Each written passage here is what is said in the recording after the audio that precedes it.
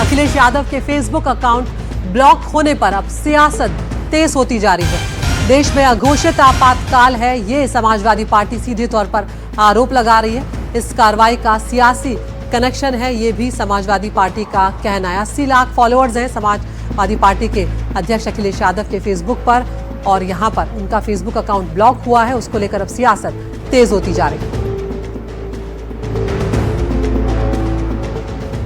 तो फेसबुक की कार्रवाई पर समाजवादी पार्टी सीधे तौर पर आरोप लगा रही है। अखिलेश यादव के आधिकारिक जो फेसबुक अकाउंट है उसके निलंबित होने पर समाजवादी पार्टी के प्रवक्ता फखरुल हसन चांद, उन्होंने कहा है कि अगर अकाउंट बहाल नहीं हुआ तो पार्टी कानूनी विकल्प भी तलाशेगी।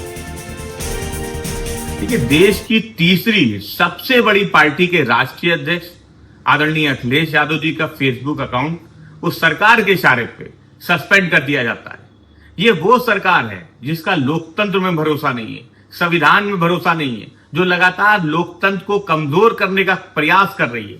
समाजवादी पार्टी आदरणीय अखिलेश यादव जी लगातार जनता के मुद्दे उठाते रहेंगे, जनता की बात को करते रहेंगे। फेसबुक अकाउंट अगर जल्द बहाल नहीं हुआ तो समाजवादी पार्टी उसका कानूनी रास्ता भी देखेगी। लेकिन जिस तरह से फेसबुक ने अलोकतांत्रिक काम किया है, जिस तरह से सरकार के इशारे पे फेसबुक अकाउंट को सस्पेंड किया है, वो कहीं ना कहीं अघोषित इमरजेंसी की तरफ इशारा करता है। तो रणवीर सिंह हमारे सहयोगी हमारे साथ जुड़ गए। रणवीर, अब कई घंटे बीत चुके हैं, अखिलेश यादव का फेसबुक अकाउंट जो है जिस तरह से ब्लॉक हुआ है, सस्पेंड हुआ है, उसके बाद क्या कुछ इस वक्त किया जा रहा है? क्योंकि समाजवादी पार्टी तो सीधे तौर पर बीजेपी पर यह आरोप लगा रही है। देखिए, ये समझ से परे है कि आखिर फेसबुक ने अखिलेश यादव का जो पेज था उस पेज को ब्लॉक क्यों किया।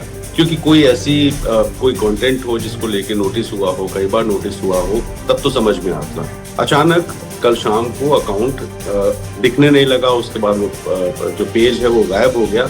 और जैसे ही वो पेज गायब हुआ, समाजवादी पार्टी ने फेसबुक के साथ साथ भारतीय जनता पार्टी और वर्तमान सरकार पर आरोप लगा दिया कि सरकार के इशारे पर फेसबुक ने अखिलेश यादव के प्रोफाइल को, जो पेज है, उसको ब्लॉक किया है। और इस वजह से अब कानूनी रास्ता तैयार करने की बात समाजवादी पार्टी कर रही है। लेकिन जाहिर है कि समाजवादी पार्टी जो सोशल मीडिया पे बहुत एक्टिव रहती है, अखिलेश यादव खुद बहुत एक्टिव रहते हैं। अगर ट्विटर की बात करें, एक्स जिसको कहते हैं, उस पे 20 मिलियन फॉलोअर्स अखिलेश यादव के हैं और फेसबुक पर 8 मिलियन से ज्यादा फॉलोअर्स थे। तो ऐसे में फेसबुक का जो पेज है वहां से क्यों इसको ब्लॉक किया गया या इसको सस्पेंड किया गया है, ये जानना समाजवादी पार्टी के लिए अभी एक प्रायोरिटी है। और जब वो समझ लेगी तो फिर हो सकता है कि कानूनी रास्ता अख्तियार करे। लेकिन अखिलेश यादव के सोशल मीडिया पेज को लेकर अब उत्तर प्रदेश की राजनीति गर्मा गई है।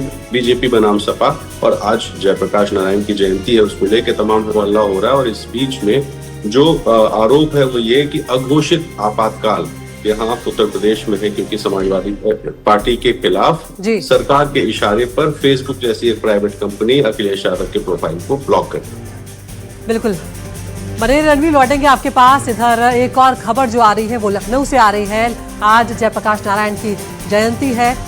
लखनऊ के जेपी सेंटर में समाजवादी पार्टी के कार्यकर्ता जो हैं वो घुस गए और जेपी की प्रतिमा पर माल्यार्पण यहाँ पर कर दिया गया है। भारी सुरक्षा व्यवस्था यहाँ पर की गई थी और उस बीच में एक शख्स जो है वो जेपी सेंटर के भीतर दाखिल हो जाता है। और ये वो तस्वीर देखिए आप, जब वो माल्यार्पण कर देता है जेपी की प्रतिमा पर और उसके बाद उनको प्रणाम करता हुआ यहाँ पर नजर आ रहा है। लखनऊ में जेपी एनआईसी जो है उसे सील कर तमाम पुलिस इंतजामों के बावजूद सपा कार्यकर्ता ने चोरी चुपके परिसर में दाखिल होकर जेपी की प्रतिमा को माल्यार्पण कर दिया है। समाजवादी पार्टी की छात्र सभा के कार्यकर्ता विनीत कुशवाहा और प्रदेश उपाध्यक्ष अमर यादव के नेतृत्व में पुलिस बंदोबस्त के बावजूद भी ये शख्स दाखिल हो गया है। रणवीर, क्या कुछ डिटेल्स इस वक्त मिल रहे हैं? क्योंकि हम देख रहे हैं पिछले कुछ वक्त से इस तरह की चीजें बार बार सामने आ रही हैं कि जेपी के सेंटर में घुसने से मनाही की जाती है और उसके बाद फिर ये कोशिश यहाँ पर समाजवादी पार्टी का एक कार्यकर्ता घुसने में सफल भी हो जाता है। देखिए, लखनऊ में एक बड़ी सी इमारत है JP NIC, Jayaprakash Narayan International Convention Centre. ये इमारत समाजवादी पार्टी ने बनवाई थी और जब ये कंप्लीट होने वाली थी तभी सपा की सरकार चली गई। बीजेपी की सरकार ने कहा कि इसमें भ्रष्टाचार हुआ है, 300 करोड़ के प्रोजेक्ट पे करीब 800-900 करोड़ रुपए खर्च हुए, तो इसको लेकर जांच होगी। 8 साढ़े 8 साल हो गए, जेपीएनआईसी अभी तक शुरू नहीं हुआ और जांच पूरी नहीं हुई। और इस बीच में जब जयप्रकाश नारायण की जयंती होती है तो अखिलेश यादव उस कन्वेंशन सेंटर में लगे जेपी की मूर्ति पर माल्यार्पण करने की कोशिश करते हैं। 2 साल पहले जब अखिलेश यादव को जेपीएनआईसी के गेट पर रोका गया तो उन्होंने वो बाउंड्री वॉल कूद करके जाकर अंदर माल्यार्पण किया था। और पिछले साल की अगर बात करें तो पिछले साल जेपीएनआईसी और अखिलेश यादव के घर के सामने दोनों जगह पुलिस ने भारी बैरिकेड किया था। अखिलेश यादव और तमाम सभा के कार्यकर्ता घर से निकले, हंगामा किया और सड़क पे ला करके जेपी की एक मूर्ति पर माल्यार्पण किया था। तो इस बार इस तरह का हंगामा ना हो और अखिलेश यादव कूद करके सील्ड बिल्डिंग के अंदर ना जाए, इसके एहतियात के तौर पे। लेकिन बावजूद उसके यहाँ पर समाजवादी पार्टी का कार्यकर्ता जो है रणवीर, वो घुसने में सफल होता है, माल्यार्पण भी कर देता है, तस्वीरें भी साझा कर लेता है। बहुत बहुत शुक्रिया रणवीर, लौटेंगे आपके पास।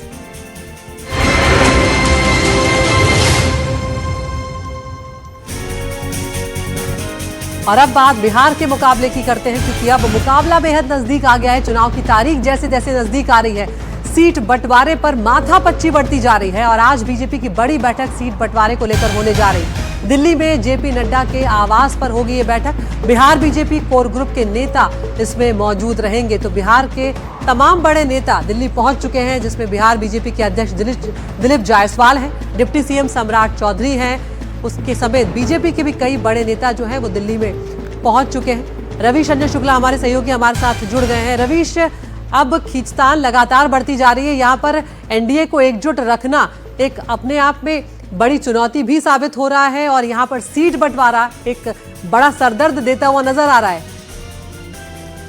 जी देखिए, बीजेपी का शीर्ष नेतृत्व तो ये कह रहा है कि एनडीए में सब कुछ अच्छा है। सूत्रों के हवाले से जो खबर यही आ रही है कि चूंकि उपेंद्र कुशवाहा ज्यादा सीट की मांग कर रहे हैं और यही वजह है कि कोर ग्रुप की बैठक से ठीक पहले, इसकी आप ट्वीट की टाइमिंग देखिए उपेंद्र कुशवाहा के, तो कोर ग्रुप के बैठक से ठीक पहले उन्होंने ट्वीट किया है और ये कहा है कि सारी जो खबरें हैं जिसमें कहा जा रहा है कि सब कुछ ठीक है और कुछ दिन में सीट शेयरिंग की घोषणा पटना से होगी, तो ये एक दबाव बनाने की रणनीति है उपेंद्र कुशवाहा की और यही वजह है कि इस तरीके का जो ट्वीट है वो आया है। लेकिन सबको पता है कि जिस तरीके की सीट शेयरिंग का फॉर्मूले की अभी तक बातचीत हुई है, लगभग सब कुछ तय हो चुका है। 1-2 सीटों पर पेच फंसे हुए हैं और वो भी बीजेपी के नेताओं का ये मानना है कि आने वाले 1-2 दिनों में उसको ठीक कर लिया जाएगा। आज चूंकि कोर ग्रुप की बैठक है, उसमें भी इस बात को लेकर डिस्कशन होगा कि कौन कौन सी सीटें जो है उनके जो सहयोगी हैं वो मांग रहे हैं और वो देनी चाहिए कि नहीं, इस पर भी विचार विमर्श होगा। क्योंकि बीजेपी का ये मानना है कि 30 से जो 35 सीटें हैं बिहार में वो जीती नहीं है, उसको किसी भी तरीके से वो इस बार जीतना चाहती है, तो उस रणनीति के तहत हो सकता है कि कुछ सीट शेयरिंग का जो फार्मूला है वो सहयोगी दलों के साथ में तय हो। तो अभी तकरीबन इसी बीच एक बार ये भी सुनवा देते हैं, आप बने रहिए, कि बीजेपी जो बिहार बीजेपी के अध्यक्ष हैं दिलीप जायसवाल, उन्होंने क्या कुछ कहा है।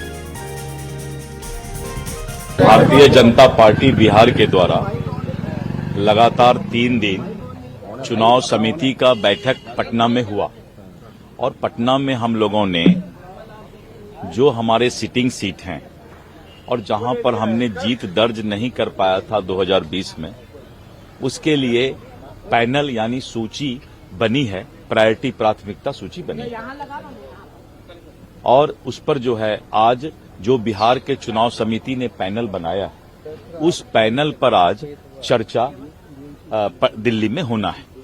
आज चर्चा होगी दिन भर और उसके बाद कल केंद्रीय चुनाव समिति में उसको सूची को रखा जाए। सर, ऐसा लग रहा है कि एनडीए में काफी ज्यादा पेंच है। उपेंद्र कुशवाहा ने भी साफ साफ कहा है कि कुछ भी अभी क्लियर नहीं है, वो कह रहे वार्ता जारी है। इसका मतलब है कि सब कुछ ठीक ठाक है। तो बीजेपी कितने सीट पर लड़ रही है? मैं बता रहा हूँ, इसका मतलब है कि एनडीए में सब कुछ ठीक ठाक है।